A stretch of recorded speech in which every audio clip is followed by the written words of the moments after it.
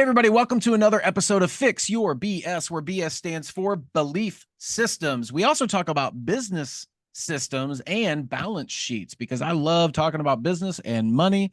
And we also add in health, and we add in beliefs, and we add in relationships, because guess what? All of those things work together, and we help you build your dream life on your terms in all of those areas. And today we've got Aedyn Cook. He's going to talk to us about how we can have you build a personal brand, especially if you own a business. He is all about social media, and we are going to help you learn some tips and tricks. He has a company called Astraa Media. That's Astraa Media. And we found him because we wanted to teach you how to build your personal brand. We talk about this a lot, by the way, Aedyn. We talk about this a lot. We talk about how social media is no longer just social media. It is a brand, and every single person should be working on building a brand, even if you don't own a business, because a W-2 employee, all of my businesses will look, when we're hiring someone, we'll look at someone's social media to see what they're doing, why are they, how are they going to represent the company, especially when we're building a great culture. So welcome, Aedyn, to the Fix Your BS podcast. Thank you for having me on. Yeah, absolutely, man. Thanks for being here. So you're a young guy. You're a 21-year-old entrepreneur. You grew up on the West Coast, Seaside, Oregon. Now you live in Tampa, and you've gotten people, listen to this, everybody. You've gotten some of your clients over 300 million views and gained over 1 million followers on social media. And you believe that business owners frequently underestimate the power of building a personal brand on social media. I totally agree with that, which is why I've been working on it for a couple of years now. But man, thanks for being here. I'm looking forward to hearing some of your stories and sharing some amazing insights for the people listening to this podcast. Absolutely. So tell me your history, man. Tell me how you got started. You're young. You're an entrepreneur, which scares the heck out of a lot of people. But how did you get to this point and make the decisions you made to where you can help people grow their brand on social media? Yeah. So essentially, from a really small town, Oregon coast, and growing up, the bar was set pretty low, right, in a small town, and there wasn't a ton of opportunity. And so as I kind of navigated, I was always in sports growing up my whole life, and I got an opportunity to play college football. And so I went and played for a year, and that was kind of my moment where I'm just kind of like, maybe football, I love football, but maybe that's not what I want to do for the rest of my life, or even looking at future visions and goals for myself. It's like, I didn't think football was going to get me there, and it was super, super expensive to go to that school. And yeah, so essentially I transferred schools to a cheaper college to pursue business and finish out my degree. And, I was kind of going through halfway through the year. Or no, it was actually the summer before I transferred. I was working my normal summer job, making pizzas just at a restaurant. And I was really, really, really struggling. And, I recently quit football, and I was like, what am I going to do? Right. And so I quit that, or that was just a summer job. So going to school, I was like, all right, I want to figure out something. I'm going to go into business. I kind of want to watch some YouTube videos on it, whatever. So that kind of ended up me buying a course, figuring out how to run an online agency. And halfway through that school year, I actually ended up dropping out, realizing that, what I was learning didn't directly apply to the visions and the goals that I had for myself in business in general. And so I felt as if, everything that I would have learned, I could learn off of a free resource on the internet. And so, yeah, that was kind of like that turning moment for me, where I was like, I could actually do this. I could start making money. I could be my own boss. I could be a business owner and everything. And so, yeah, that was beginning of January 2023 was when I saw my first client, dropped out in March. And ever since, yeah, I've been running this business. And my wife and I recently moved to Tampa about 6 months ago, Tampa, Florida. And for kind of that bigger vision, bigger goal, not a ton of opportunity in Oregon. So that's kind of where we're at right now. That's awesome. That's awesome. So, you've said a couple things that are really big. Number one, most people are scared. I've heard it over and over. So I help small, regional type, local service-based businesses implement the things, the strategies they need to implement in order to grow and expand. And we hear this all the time when I speak at conferences, I talk about the people that take the risk to go into those businesses and overcoming that fear of failure, and also the fear of everyone else. You become an outcast because most people around them, you know, and I'm sure you experience the same thing, don't understand what you're getting into. You have to be misunderstood in order to make this happen, because the average individual will not do that. But most people I found after speaking at conferences, if they do not own a business, they thought at some point either to own a business or to do something like write a book, or, do some art or do some sort of traveling. And they talk themselves into this I can't mentality. So what was it about you that you did two big things? Well, actually three. You dropped out of school, started a business, and then you and your wife moved across the country. So what is it about? Is it something that you learned? Is it something of just who you are? But tell me a little bit, talk about that, because people I'm sure are dealing with the same thing. What are you willing to do to follow your heart and what your heart is truly telling you? And I there was a lot of influence with me playing football, and a lot of outside influence from my friends or my family and whatnot. And in my heart, I felt like I love football. My whole goal was to go to college and get a degree. And so I was like, hey, let's do it. But in my heart, I knew that's not what I wanted to do. And what I would say to people that are in that same position, I believe in two things. I learned this from Dan Martell, my coach, my mentor, is become the best for, you should strive to become the best version of yourself and then share that version with the world. And so going into $64,000 in debt to get a degree in business, that my heart was telling me no. And so, I had no plans to start a business when I had transferred and stopped playing football, but there was something just aching at me. And what I would say is it was my heart telling me to do that. So whatever your heart is telling you, whether if it's start a podcast, whether if it's start that business, whether if it's move across the country because you feel like it would be better for yourself, do it. Yeah, if it's something that lights you up and makes you excited. I was fortunate enough to meet Dan Martell a couple years ago when he was recording his podcast with Brad Lee, Dropping Bombs podcast, Mm. and I happened to be there doing some recording as well. Dan, really great guy, but one of those guys that has a great presence when he walks into a room. But what you're saying though is you kind of align with his type of personality, where it's like, man, figure out what lights you up and move toward it. Become the best version of yourself and then shine that light in the world. And I love that you're 21 years old and you've learned that, because that is such a hard thing. There are people that go through this life that never find that. So, what is that light for you? What is that light right now that says, I'm going to shine this, I'm going to become the best version of me and shine it out to the world? I've always been, I've always wanted to help people, and I get that from my mother. Growing up, I was always the person where I always strive to be uh, me and be myself, even when people aren't looking, and doing good things when people aren't looking. And I learned a lot from that from my football coaches as well in high school. And so, I think my vision, my North Star is just being able to help people. And, with if money comes with that, amazing. And that's my whole goal with social media, right? Is helping people understand social media and helping them grow their business with it. Because like I was saying, like you were saying in my introduction, so many business owners miss or underestimate the power of it, or they don't have the knowledge, they don't know where to start, they don't know what to do. And so that's my North Star is, eventually if this kind of turns into coaching, or eventually I want to write a book or two or three or four, helping people is my North Star.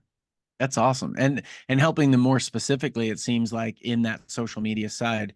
And I believe that two things happen when, because this is what I had to overcome personally. When I started posting social media online, I was scared that it would be misunderstood. I was worried. I was like, man, what if people, don't like it, or if they say something negative? And the other thing was, um, I didn't really know what to post, that sort of thing. And when I did post, I expected it to get traction. And so it's like, oh, this thing has 4 likes. So am I really doing this? Is it worth the time of doing this to really, does it make a difference? And what I learned was it's really consistency and Mm-hmm. data, consistency and data. So you got to pay attention to the trends. You got to pay attention to the data of what's working right now, so you can kind of copy and ride that wave of trends. But also there was a phrase I had never heard that I really love, and I'm sure talk about a lot, but it's edutainment. Edutainment, educate and entertain. You got to educate and entertain because that's what people want. How do you stop somebody from scrolling online? Is you have to get them to see something that's different or new and get them to catch their attention. Then you have to educate them in some way that they feel like you have something of value. So, why do you think most business owners struggle to build a personal brand? Yeah, and you said it. Consistency is consistency trumps quality in this game is what I believe. And like you're saying, it's because the more content you put out there, the more data you receive, and the more you can tweak. If you're getting 50, 100 views on videos, or you're getting amount of video or views that you aren't happy with, change something and then tweak and then trial and error, trial and error, trial and error. And if you're talking to somebody that is spending a bunch of time posting one video a week compared to a person that is posting one video every single day, you've got 7 versus 1 of data lined up for you. And not only I learned this from Adley, but or she said this on a podcast, and it's like not only do you have the data once it's posted, but also the person that is posting the one, they're putting so much energy into that one post, unnecessary energy, just for it to flop, most likely. And so that's what I believe in. I believe in, first of all, long-term consistency, being consistent. Just start posting, and that's how you start. And then also be yourself. I feel like a lot of business owners, they don't share the personal side of of themselves and of their business, and they only post business stuff, or they are too scared to post their personal stuff. And social media, your personal brand is your business card, if you want to call it nowadays. And you were saying this before, but it's like, if you want people to come to you or they want to work for you, they're going to see what you're all about. They're going to see your vision. They're going to see how you treat your people, how you go about your day, and not only for hiring people, but also getting clients for whatever service you provide. So here's a question for you, because that leads me into, all right, well, consistency and figuring out and looking at the data and like, okay, what's working, what's not, and being more and more consistent with that. So how does someone start? Like, what would you recommend that someone starts doing when they talk about posting on social media? Because there's so many different, you know, platforms you can post on in so many different ways. There's long form, there's short form, there's funny things, there's education things. Like, where does someone start? Yeah, more kind of simplified version of this is just start. Right. Just And so what I would say is, you got one short form piece of content can be posted on every platform just about nowadays. And so just starting with short form is what I would say. Just starting, whether that's setting up your phone. Everybody has a phone nowadays. Most likely they have one of the nicer phones. Even if it's not a nicer phone, you can record 4K. And you can record it vertically, and you can, if it's as simple as posting it out, putting it out there, amazing. You might not get a ton of views, but guess what? That's data coming in, right? And so, a kind of more advanced way that a lot of people talk about is batch recording, either whether they batch 30 pieces of content one day for the rest of the month, or they do kind of a podcast style, recording a long form piece of content and then chopping that up. And with that, which is great, is you can either post it as like a podcast, or you can post it as just a YouTube video. If you're kind of doing a more shorter one rather than like a 2-hour podcast, then yeah, you can chop that up. You can post it as long form, and you can post it as short form. And so that sounds all complicated to a person that hasn't started, but really it's as simple as setting up the camera, talking about something that you know about or that you're deeply passionate about, and you'll start getting traction. So what's interesting, and that's so true, because I went through iterations for a long period of time, and trying to figure out what I wanted to do, trying to figure out how that would work. And what I ultimately came up with on my time schedule was I set up these podcasts. And it's not as hard as people think, because we direct message people. We direct messaged you and said, hey, we got this podcast. Here's what we talk about. Would you like to be a part of it? We're almost at 100 episodes now, and we've been doing it for a little while, but it's fun for me to do. But we block my schedule. We take these 1-hour chunks, 30 to 45 minute chunks, and we record these these long form contents that we put up on YouTube, but then we chop it up into short form. And that's how we're able to make months worth of posts, every week, really, Mm-hmm. which is really cool. So you don't have to set it up and redo it and whatever. Now we People also have, overcomplicate it. it doesn't have to be complicated. So we have a Zoom account and we have a direct message. We're like, oh, and this is what I do when I sit and I don't consume social media. I send information to my team of people that I would like to hop on. Now, you don't need a team. Literally, you could set up a Zoom account. That's free. You can direct message people that are related to the niche that you're in, trying to serve someone or give someone information or serve them in some way, shape, or form, help someone out in some way, shape, or form, or to discuss something. Like you could have a podcast that was just about Friends, the show Friends. And you could find people that like the show Friends and you could direct message them and say, would you like to come on and talk about your favorite episode? And you've got yourself a podcast that would get views, probably more views than this, because this is about business and education and those type of things. And people generally want to be entertained more than they want to be educated, which is crazy to me, but whatever.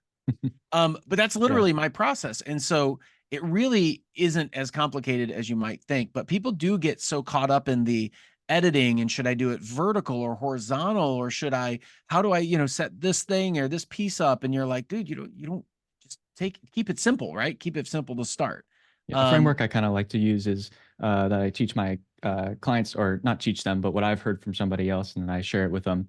If they're kind of in the mindset of not really knowing even what to post, and like you're saying, it can be as simple as making a post about Friends because you love the TV show, you'll find a community there. But what I like to tell people is, oh, I don't know what to post. Imagine, so for example, if you came to me, Dr. G, and you're like, hey, Aedyn, I don't really know where to put, where to start. What should I post? Think about Dr. G 10 years ago today. There are things that you know today that Dr. G didn't know 10 years ago. And there is a person out there sitting and waiting for somebody to make content to that person, to Dr. G 10 years ago. And so, I mean, even people, some people selfishly are like, I have nothing to share. Like what I say isn't valuable. If you had the information, if you shared it with you 10 years ago, that I person would be think so I grateful. think that's insecurity on people's part. They're Mm, scared that they feel like they don't know something. Because I feel that. I understand. You're putting yourself out there and you're saying something that's your truth and it's going to get backlash. I mean, there's going to be somebody out there that disagrees with it or whatever.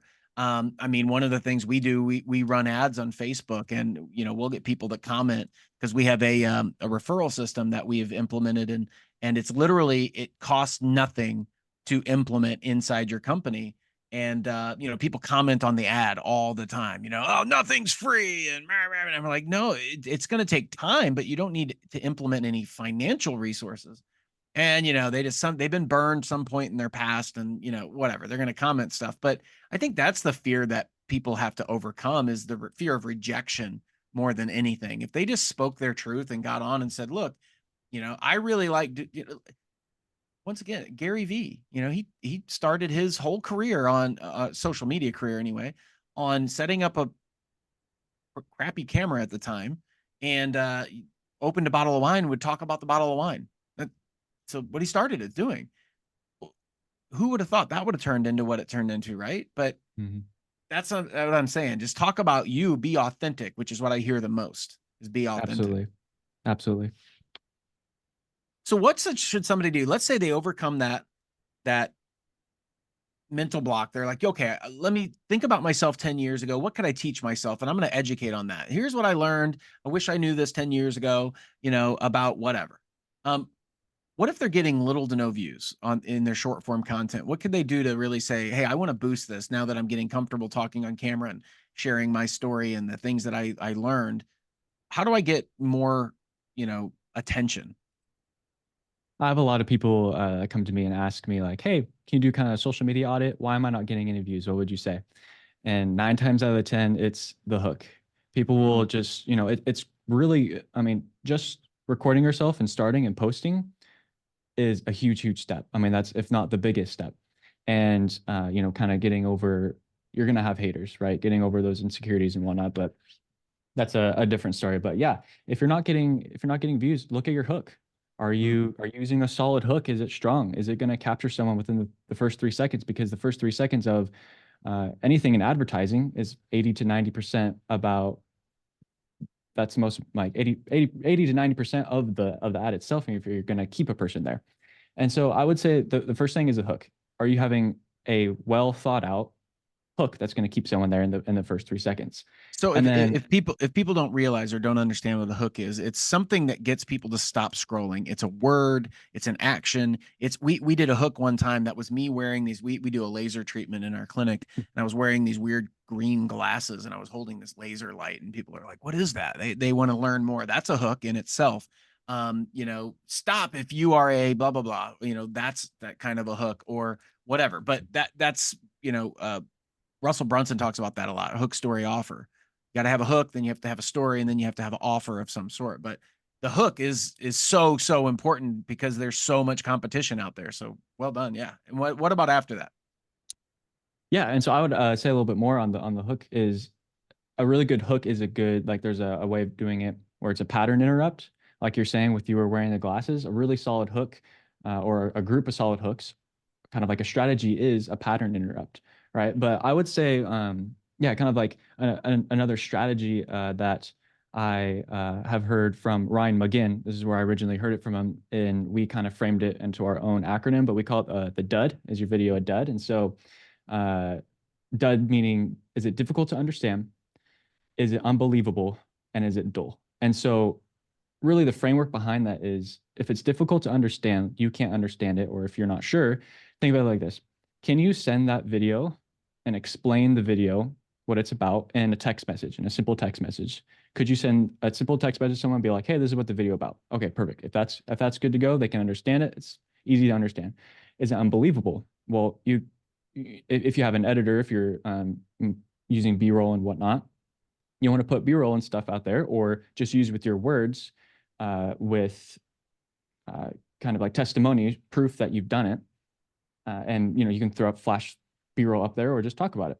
So And so then what you mean by unbelievable is like if somebody goes, I can help you lose 20 pounds in 2 days. You're like, mhm. skip. Yep, you want to tell I'm that gonna make a person why. millionaire by tomorrow. Like, Yeah, exactly. You want to tell that person why in the reel, why you are, they should believe you. And then the last one is dull. Is it dull? Is it boring? And so, that comes with, you can do sound design, editing, but also with it can also just, I'm saying editing as like a cherry on top. It doesn't have to be. A good reel doesn't have to have editing in it. And we've seen it from tons and tons of people. And so what makes uh, a video not dull, not boring, is cutting out the spaces, or if you don't have an editor, refrain from pauses or filler words or whatnot, and having value. If you're doing like a 60-second reel, 30-second reel, whatever, from 0 to 30, provide value from 0 to 60.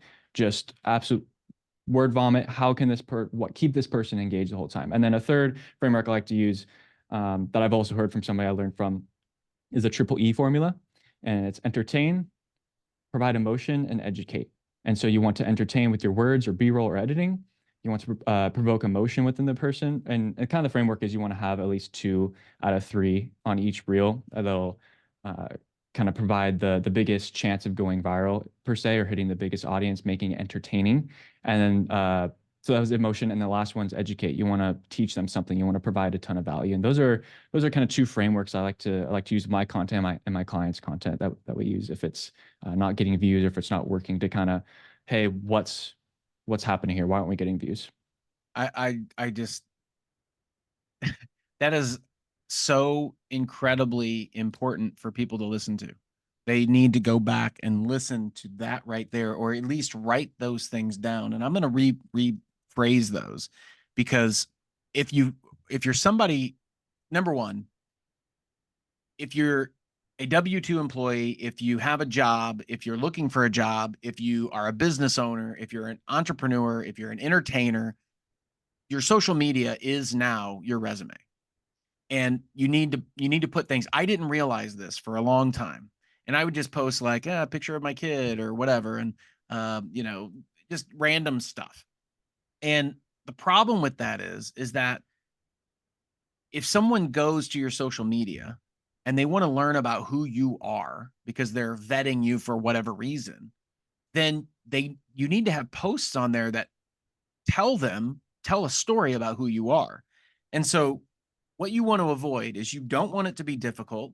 You don't want it to be something so ridiculously unbelievable, and you don't want it to be dull. I love that. The dud method. I love that. So the opposite of that is you want your post to be easy to understand, believable, meaning you either have success stories or that you show proof of it happening.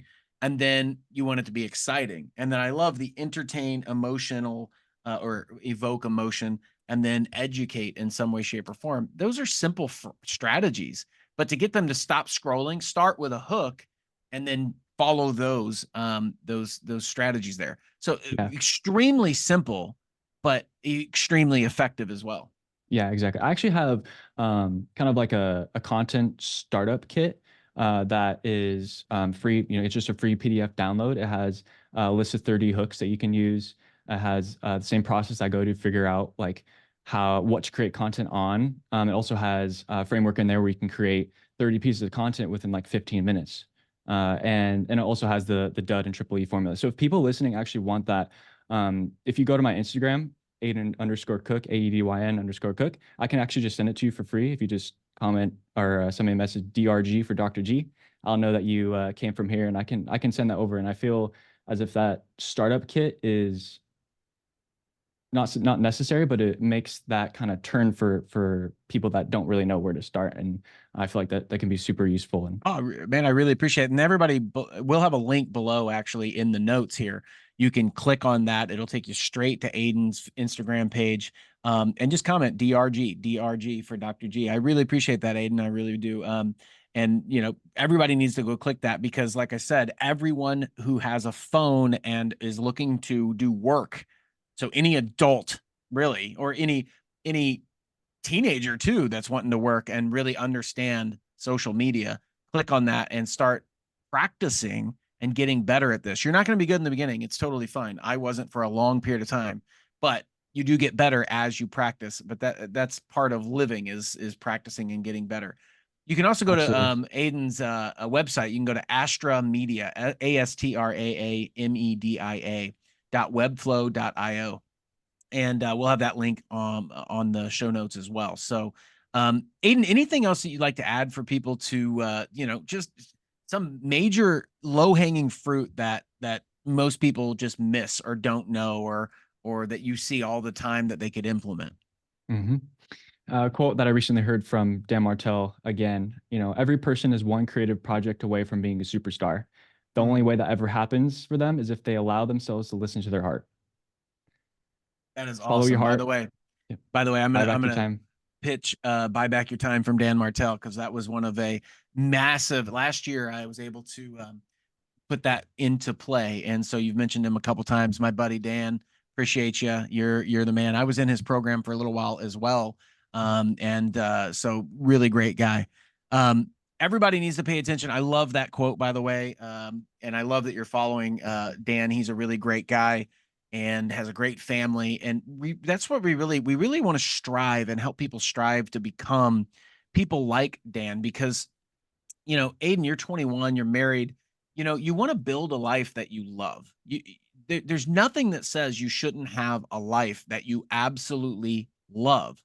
And for the longest time, I lived a life that was someone else's life because I thought that that's what they wanted of me. But you should live your life and build that life accordingly to where you are like, man, I have great relationships. I love my spouse. I love my kids. I love hanging out with them. I have a great business or job. I love what I do. I make money. I have a financial plan that makes sense for me that I love. I have a belief that these things are, that I'm worthy of these things and that these things are valuable to me and that I'm able to accomplish them. I have my health. My health is amazing. And I do the things that I love to do in my health.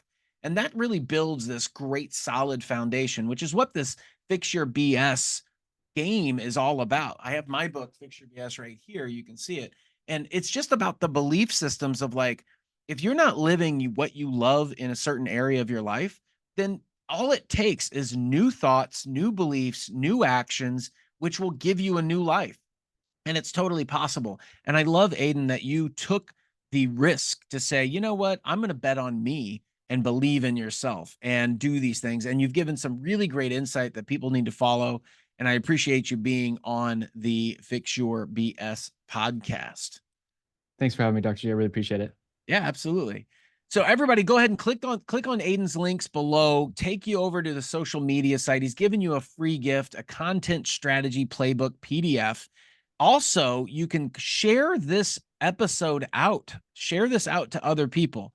Also, make sure you mention Dr. G, DRG, on the direct messages on Aedyn's Instagram page so he can get you that free content strategy playbook.